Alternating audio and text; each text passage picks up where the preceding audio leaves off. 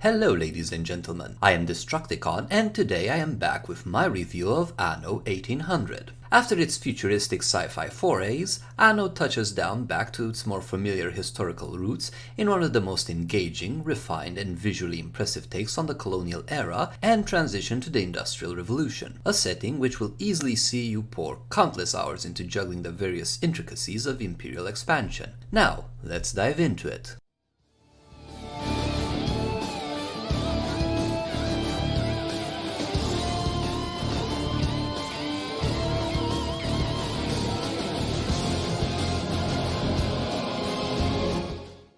Anno 1800 is a real-time city builder and supply chain management game from developer Blue Byte and publisher Ubisoft. Like past games in the series, Anno hands you the reins of governor on an old-world island and tasks you with caretaking for an increasingly sophisticated and needy society. And while some of the mechanics of Anno are tried and tested, developer Blue Byte still find new and fun ways to innovate or improve upon the formula.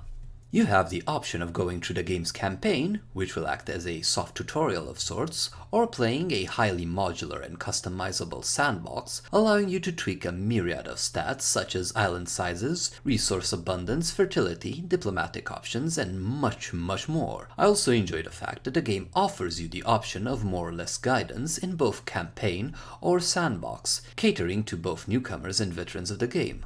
As with most games of this kind, the economy is initially very straightforward. You start only managing one class of citizens with pretty simple needs and supply chains. The big difference from other city builders such as Tropico is in how and where the complexity starts to ramp up. In Anno, even the most resource-rich island will be missing some critical elements. This results in it being impossible to develop your aristocracy off just one island. As such, you will need to start colonizing other islands to gather the missing resources needed to advance your society. And of course, your new islands might in turn also be missing certain key resources, facilitating the need for trade. Fortunately, the trade menu in the game has been massively overhauled. It is now far more intuitive to set up trade and supply chains by just clicking between the target islands, choosing the resources and indicating where they should be loaded and unloaded. And as your nation progresses, new social classes will arise. I like the class transitions a lot in Anno because citizens will retain half the needs from the previous tier while developing newer and more sophisticated tastes.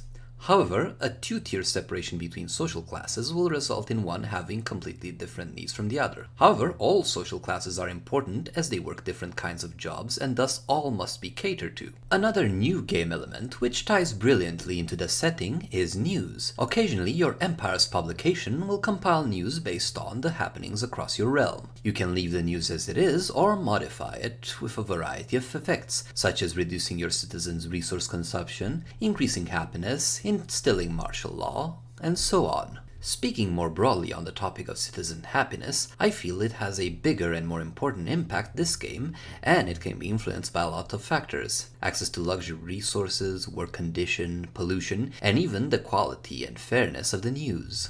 For example, excessive propaganda can backfire, with your citizens actually becoming angry, especially if you overwork them by increasing their quotas. This can push them into riots and revolutions, which could cripple your economy and maybe even put you in an unrecoverable position, especially on the higher difficulties.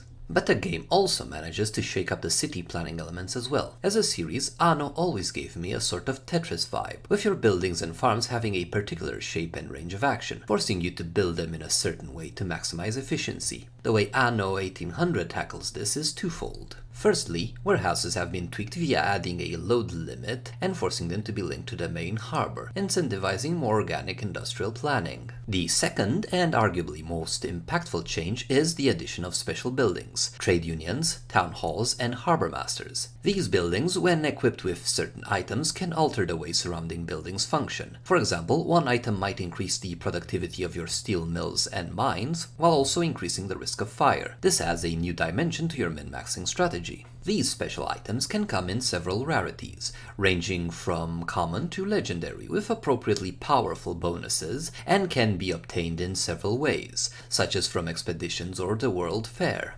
Expeditions are exploration missions reminiscent of the Age of Discovery, where you send out a ship with a limited amount of armaments and supplies in order to obtain valuable treasures. Decisions made on the mission can affect the crew's morale, and if it gets too low, you can lose the ship entirely, adding an element of risk appropriate to the reward. The World Fair is the game's equivalent of a monument. Just like in previous installments, it requires a lot of resources and manpower to construct, but once finished, it has a more active effect, where you can choose to host a fair of a certain theme, and the better you are at supplying it, the more successful it will be, and the better your rewards. As you can probably infer, all of these elements and more will result in the complexity of the game reaching a crescendo around the mid to late portions of your playthrough. You'll be juggling the need to expand your old and new world colonies in order to produce new resources, industrializing your nations, switching from sail to steam and manual to electrified manufacturing. But all this is kept in check by influence.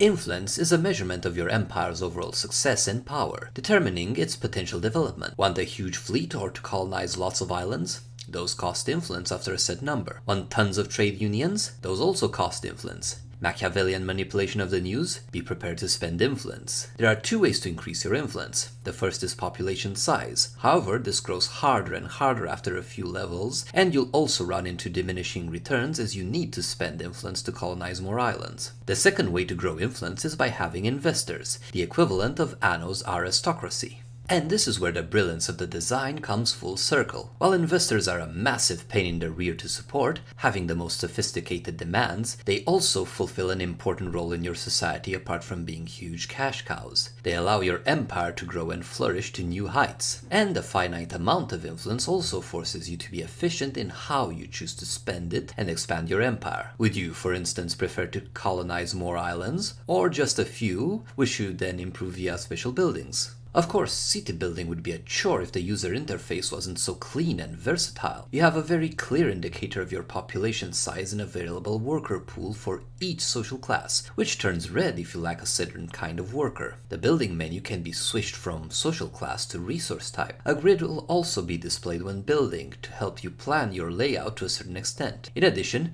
you can access a few of the quickest and most often used commands by just clicking on a buildable area, revealing a command wheel. In terms of graphics, the game is just masterful. The level of detail and quality of the textures on all the buildings and the citizens is incredible, even when zoomed in very close. The color palette is quite bright and vibrant, and the art style is more realistic on the buildings, but very stylized for the characters you interact with. Late game, I found myself stunned, zooming in on high-end neighborhoods and admiring how beautiful and lifelike they looked with all the citizens going about their business, stumbling along or parading. The sounds match the graphics in terms of quality. A very pleasant, context-sensitive music score plays in the background, changing between old and new world, with a grandiose imperial theme contrasted by a relaxed tropical theme.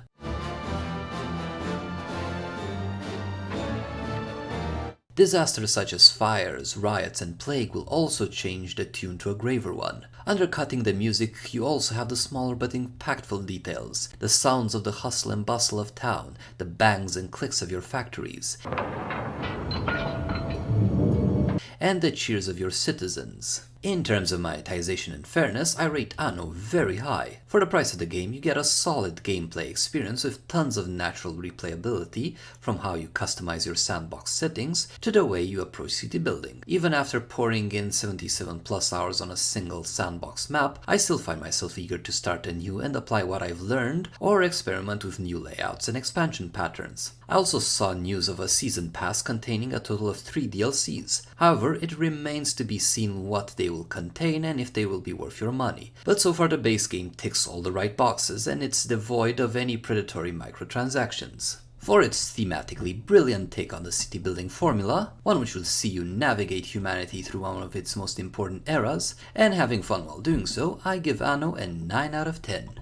I hope you've enjoyed this video. If you did, please consider liking, subscribing, sharing, and commenting on it. I do my best to produce content regularly, so you can tune in next week for a new video. You can also find me streaming on twitch.tv/Destructicon, and also some of my work on tl.net, where I write reviews and previews for StarCraft 2. Thank you all for watching and have an awesome day!